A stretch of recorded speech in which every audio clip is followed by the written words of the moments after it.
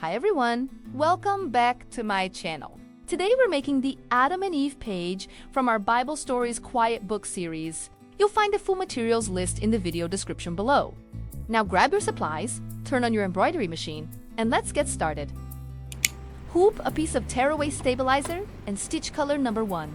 Then float a piece of felt over the placement lines, making sure they are completely covered, and stitch color number 2. Remove your project from the hoop and carefully tear away all excess stabilizer. Trim the excess felt around the branches only, leaving the rest of the felt untrimmed. Set your work aside for later use. Stitch color number 1 onto the stabilizer. Float a piece of sky blue felt over the placement lines, making sure they are completely covered, and stitch color number 2. Float a piece of felt over the grass placement lines, making sure they are completely covered, and stitch color number 3. Carefully trim away the excess felt close to the stitching line. Continue using the same applique process and page features to complete colors number 4 through number 7. Remove the hoop from the machine and place it on a felt mat. Align the tree trunk you made earlier with the tree trunk placement lines on the page. Insert pins through several points along the seams, making sure the edges and stitching lines are properly aligned.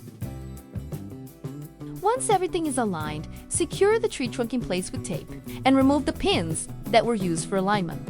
Return the hoop to the machine and stitch color number 8.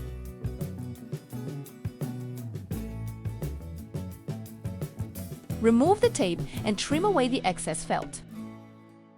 Turn the hoop over and place a piece of sky blue felt on the back, making sure it completely covers the entire embroidered area. Return the hoop to the machine and stitch color number 10.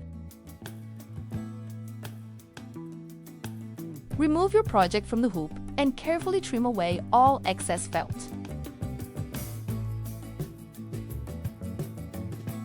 To secure the bush in place, I used sew and snaps. Since another Bible story page will be added to the back of this page, and I wanted to avoid using plastic snaps as they would be visible from the reverse side.